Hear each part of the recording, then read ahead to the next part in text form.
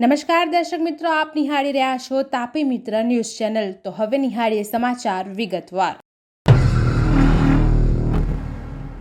શુક્રવારે સવારે જયપુરમાં અજમેર હાઈવે પર દિલ્હી પબ્લિક સ્કૂલની સામે એલપીજી ગેસથી ભરેલા ટેન્કરમાં વિસ્ફોટ થયો હતો।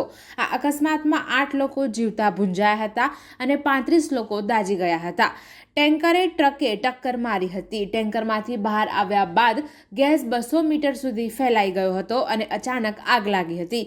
આ સાથે સમગ્ર વિસ્તાર આગનો ગોળો બની ગયો હતો। 40થી વધુ વાહનોમાં આગ લાગી હતી। ઘણા લોકોને બહાર જવાનો મોકો મળ્યો ન હતો। ટેન્કરની પાછળ આવતી સ્લીપર બસ અને હાઈવેની બાજુમાં આવેલી પાઇપ ફેક્ટરીમાં પણ આગ લાગી હતી। આ પછી હાઈવે બંધ કરી દેવામાં આવ્યો હતો। બ્લાસ્ટ બાદ ગેસ ફેલાઈ જવાને કારણે બચાવમાં ઘણી મુશ્કેલી પડી હતી।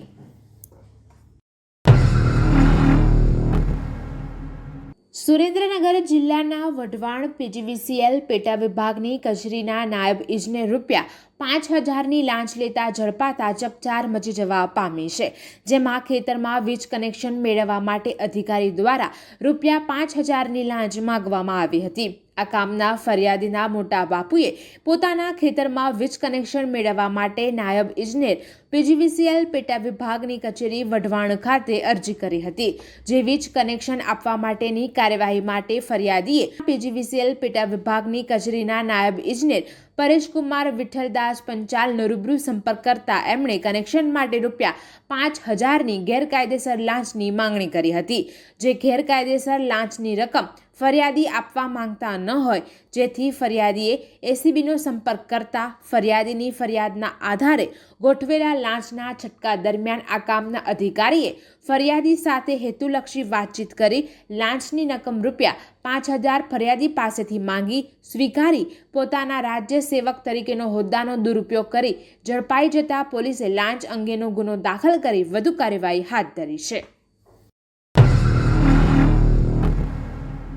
તાજેતરમાં વારસિયા પોલીસ મથકે ફરિયાદી પાસે 6 લાખની ખંડણીનો ગુનો નોંધાયો હતો। ફરિયાદી રસ્તા પર ઊભા હતા તે વખતે ઓમપ્રકાશ ઉર્ફે ઓમી પંજાબી, રાકેશ ભોજાણી અને શૈલેષ ઉર્ફે છોટુ પટેલે ફરિયાદીને લાફા મારી કારમાં બેસાડી અન્ય સ્થળે લઈ બીભત્સ વિડીયો બનાવી તે વિડીયો વાયરલ કરવાની ધમકી આપી હતી અને ફરિયાદીને વધુમાં ધમકી આપી હતી કે આ વિસ્તારમાં ધંધો કરવો હોય તો પૈસા આપવા પડશે। પોલીસે આ અંગે બીએનએસ કલમ 308 કોલમ 2, 119, 115, 351, 352 અને 54 આઈટી એક્ટ મુજબ ગુનો નોંધી ત્રણેય આરોપીની ધરપકડ કરી છે। વડોદરા શહેરના વાસણા રોડ જંકશન પર બની રહેલા બ્રિજનો આસપાસની સોસાયટી તેમજ કોમર્શિયલ કોમ્પ્લેક્સના વેપારીઓએ વિરોધ દર્શાવ્યો હતો। બુધવારે સ્થાનિકોએ ધારાસભ્ય ચેતન્ય દેસાઈ સાથે પાલિકામાં પહોંચીને તાત્કાલિક ધોરણે બ્રિજની કામગીરી બંધ કરવા માંગ કરી હતી। હવે આ વિસ્તારોમાં ક્રાંતિકારી સેનાના શીર્ષક હેઠળ આઝાદ દેશના ગુલામ નાગરિકોને ભીખમાં પહેલા વ્યવસ્થા આપો મોદી સાહેબ તથા પહેલા વ્યવસ્થા પછી વિકાસના બેનરો લાગતા ચર્ચાનો વિષય બન્યો છે। સ્થાનિક રહીશો આ મામલે જણાવ્યું હતું કે બ્રિજ બનાવતા અગાઉ સ્થાનિકો સાથે ચર્ચા વિચારણા કરવી જોઈએ। બ્રિજ બને તો નેતાઓએ વોટ માંગવા આવવું નહીં। વડોદરામાં ઉત્તરાયણ દરમિયાન ચાઇનીઝ દોરા ઉપર પ્રતિબંધ મૂકવામાં આવ્યો હોવાથી તેની સામે પોલીસ દ્વારા ઝુંબેશ ચલાવવામાં આવી રહી છે। તાજેતરમાં માંજલપુર વિસ્તારમાંથી પોલીસે 1000 નંગ ચાઇનીઝ તુક્કલ સાથે 2 યુવકોને ઝડપી પાડ્યા હતા, જ્યારે પાણીગેટ વિસ્તારમાંથી વધુ એક દુકાનદારને ઝડપી પાડવામાં આવ્યો છે। મહેમાન શોપિંગ સેન્ટરમાં એક દુકાનદાર પાસે ચાઇનીઝ દોરીનો જથ્થો હોવાની વિગતો મળતા એસઓજીની ટીમે દરોડો પાડ્યો હતો। પોલીસે દુકાનમાંથી 2,40,000ની કિંમતના ચાઇનીઝ દોરીના 480 બોક્સ સાથે વેપારી હાફિઝ અલી મોહમ્મદ મેમણને ઝડપી પાડ્યો હતો। ચાઇનીઝ દોરીના આ જથ્થો આજવા રામપાર્કમાં રહેતા રહીમ ગોલાવાલાએ મોકલ્યો હોવાની વિગતો ખુલતા તેને વોન્ટેડ જાહેર કરવામાં આવ્યો છે। ભરૂચના ઝઘડિયામાં હેવાનિયત ભર્યું કૃત્ય આચરી માત્ર 10 વર્ષની માસૂમ બાળકી સાથે જઘન્ય અપરાધ સાથે દુષ્કર્મ આચરવામાં આવ્યું હતું. આ ઘટનાએ આખા દેશમાં ફરી નિર્ભયા કાંડની યાદ તાજા કરી હતી. જો કે ઝઘડિયા દુષ્કર્મ કેસમાં પોલીસે ગણતરીના કલાકોમાં જ હેવાનને ઝડપી પાડ્યો હતો અને ઘટનાનું રિકન્સ્ટ્રક્શન કરવામાં આવ્યું હતું. ભોગ બનનાર સગીરા હાલ વડોદરા SSG હોસ્પિટલમાં જીવન મરણ વચ્ચે ઝૂલા ખાઈ રહી છે. ત્યારે પોલીસે પણ નરાધમની બરોબરની સર્વિસ પણ કરી હતી. સાંસદ ભવનમાં થયેલ ઘર્ષણ મામલે સુરતમાં ભાજપે અનોખો વિરોધ નોંધાવ્યો હતો. રાહુલ ગાંધી પર ભાજપાના સાંસદ પર હુમલો કર્યા હોવાના આરોપ કરાયા હતા. સુરત રેલવે સ્ટેશન સરદાર પ્રતિમા પાસે ભાજપના કાર્યકર્તાઓએ વિરોધ દર્શાવ્યો હતો. રાહુલ ગાંધીનું પૂતળું દહન કરી કોંગ્રેસ વિરુદ્ધ નારા લગાવવામાં આવ્યા હતા. ઉત્તરાયણ પર્વને ધ્યાનમાં રાખી સુરત ટ્રાફિક વિભાગની ટીમ એલર્ટ મોડ પર છે. ટ્રાફિક વિભાગની ટીમ દ્વારા વાહન ચાલકોને ગાડીઓ પર તાર બાંધી સેફટી રાખવા માટે જણાવ્યું હતું.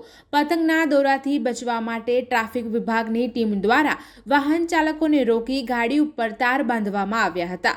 બાળકોને ગાડી પર આગળ ન બેસાડવા માટે પણ ટ્રાફિક પોલીસ દ્વારા બાંગ કરીને અપીલ કરવામાં આવી હતી.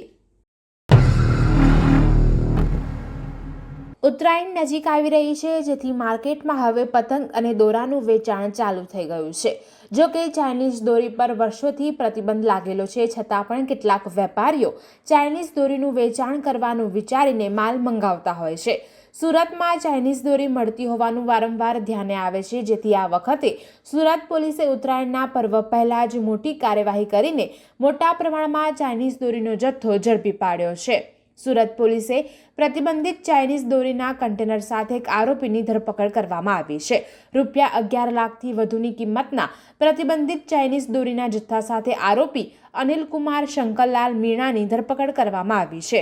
સુરત પોલીસે કાર્યવાહી કરતા કન્ટેનર અને દોરીના જથ્થા સહિત 21 લાખથી વધુના મત્તાનો મુદ્દામાલ જપ્ત કર્યો છે.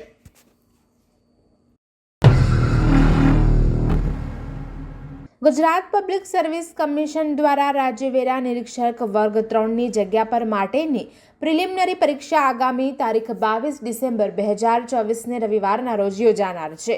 આ પરીક્ષાના સુચારુ આયોજન અંગે તાપી નિવાસી અધિક કલેક્ટર RR બોરડના અધ્યક્ષસ્થાને કલેક્ટર કચેરીના સભાખંડમાં બેઠક યોજાઈ હતી. અધ્યક્ષસ્થાને નિવાસી અધિક કલેક્ટરે જણાવ્યું હતું કે તમામ અધિકારી કર્મચારીઓને સોંપવામાં આવેલી કામગીરી નિષ્ઠાપૂર્વક કરવાની રહેશે. વધુમાં પરીક્ષા દરમિયાન કોઈ પણ પ્રકારની ગેરરીતિ ન સર્જાય તેની ખાસ તકેદારી રાખવા જણાવ્યું હતું. પરીક્ષા દરમિયાન વીજ પુરવઠો જળવાઈ રહે, આરોગ્ય ટીમ તૈનાત રાખવા, પાણીની સુવિધા પૂરતા પ્રમાણમાં ઉપલબ્ધ રાખવા અને ખાસ કરીને પરીક્ષા કેન્દ્રમાં પરીક્ષા ચાલતી હોય તે સમય પરીક્ષાને લગતી અનઅધિકૃત લેખન સામગ્રી પરીક્ષા કેન્દ્રમાં લઈ ન જાય તે અંગે સૂચના આપી હતી. તારીખ 21 ડિસેમ્બરના રોજ બેઠક વ્યવસ્થા આખરી કરવા સહિતની આનુષાંગિક બાબતો અંગે સૂચનો કરવામાં આવ્યા હતા. દર્શક મિત્રો, આ હતા અત્યાર સુધીના સમાચાર. આવા જ મહત્વના સમાચાર નિહાળવા જોતા રહો તાપી મિત્ર ન્યૂઝ ચેનલ અને હા, સબસ્ક્રાઇબ કરવાનું ભૂલશો નહીં.